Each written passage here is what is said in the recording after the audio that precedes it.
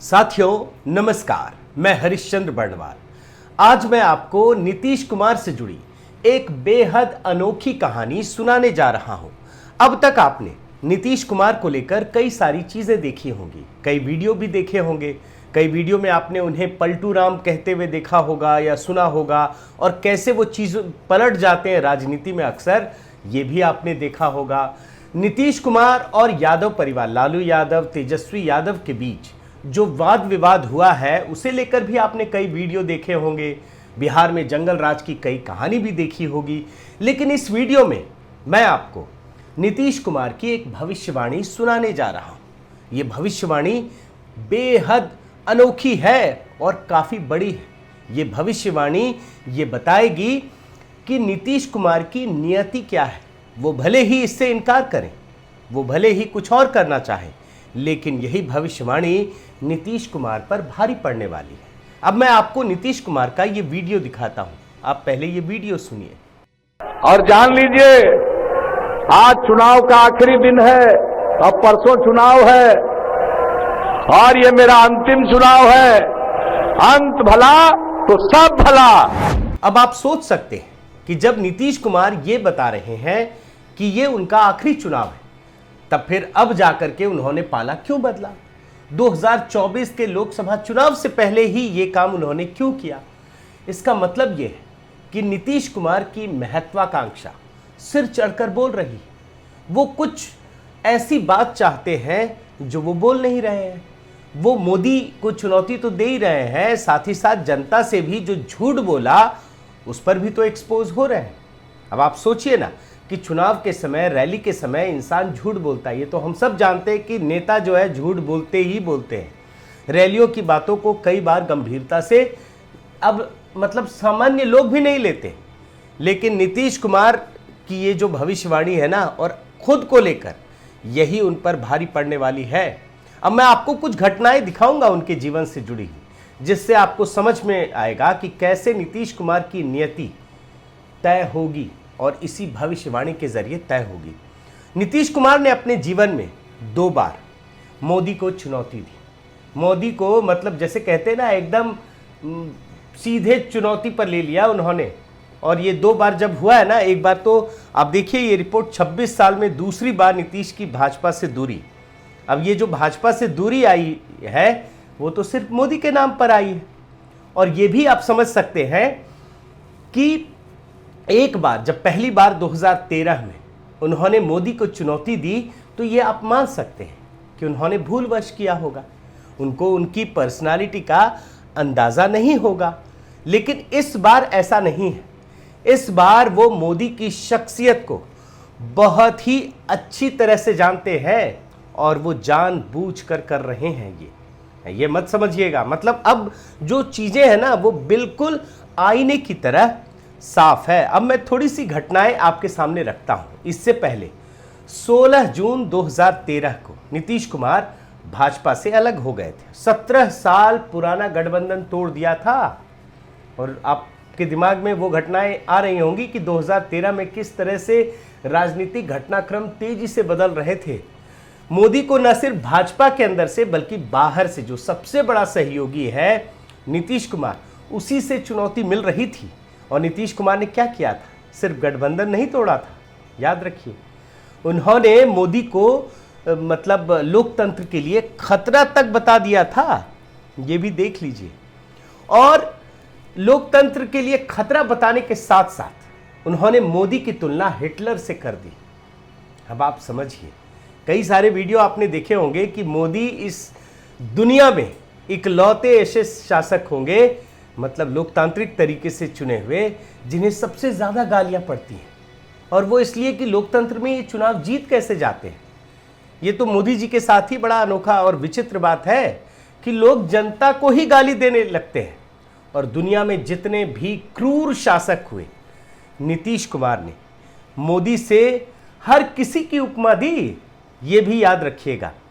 मतलब ये समझ लीजिए, मैं आपको ये बताना चाह रहा हूं कि जेडीयू मतलब नीतीश कुमार ने जो कुछ भी किया वो सिर्फ और सिर्फ मोदी विरोध के नाम पर ही किया, चाहे पार्टी छोड़नी हो, चाहे कुछ भी करना हो।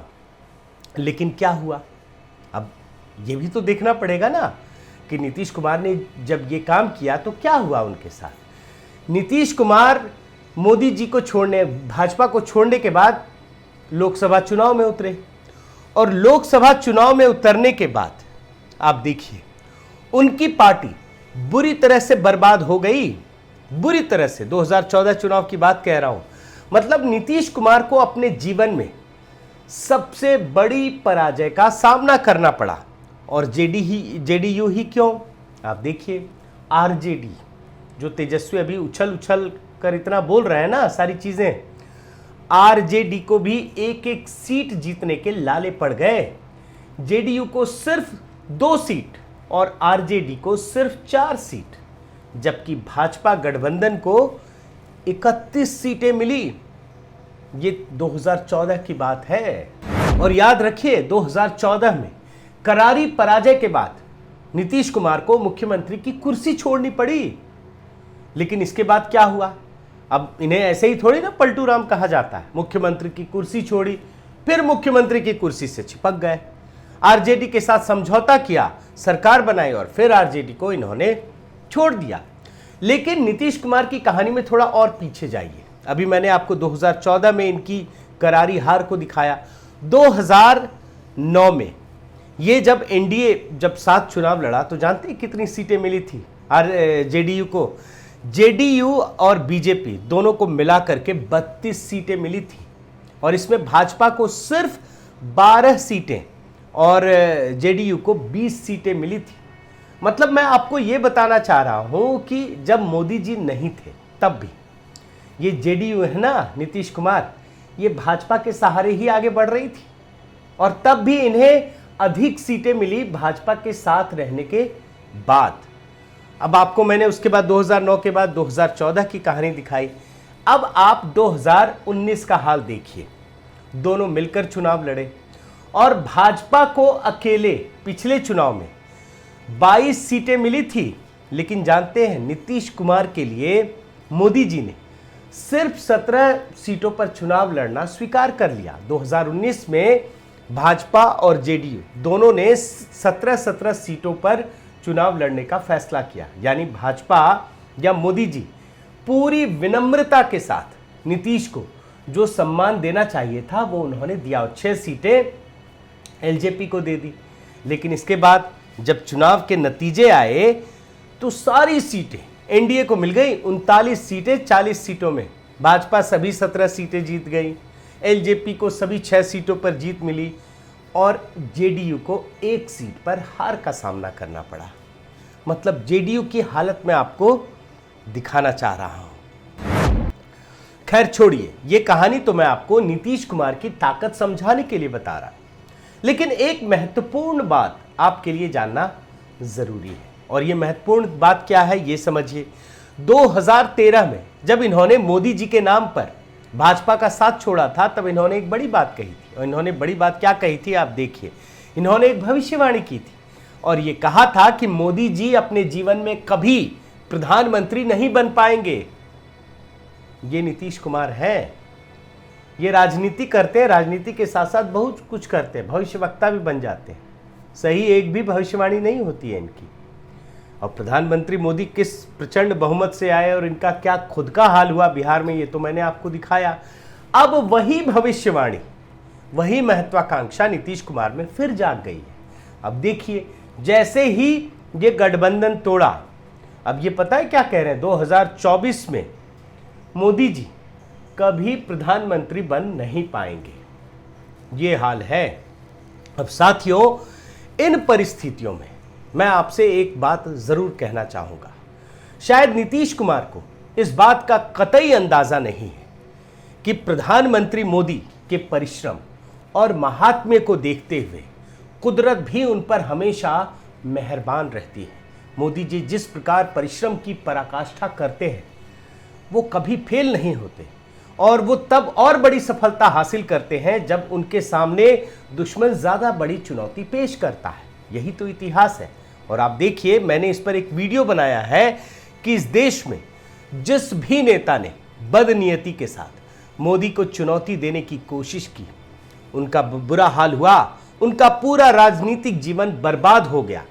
अब इन परिस्थितियों में आपको फिर से नीतीश कुमार की वो पुरानी बाइट, वो पुरानी भविष्यवाणी सुना देता हूं जो उन्होंने 2020 में कही थी पूर्णिया की रैली में। आप सुन लीजिए, क्योंकि यही काम आने वाला है, यही उनकी नियति बनने वाला है और इस बार मोदी जी को चुनौती देने की वजह से होने वाला है। फिर से आप एक बार सुन लीजिए। और जान लीजिए, आज चुनाव का आखिरी दिन है, अब परसों चुनाव है और ये मेरा अंतिम चुनाव है। अंत भला तो सब भला। साथियों, जो हाल इस समय नीतीश कुमार का है, ठीक वैसा ही हाल 2019 के चुनाव से पहले चंद्रबाबू नायडू का था। ठीक इसी तरह उन्होंने भी भाजपा के साथ गठबंधन तोड़कर इसी प्रकार की चुनौती पेश करने की कोशिश की थी।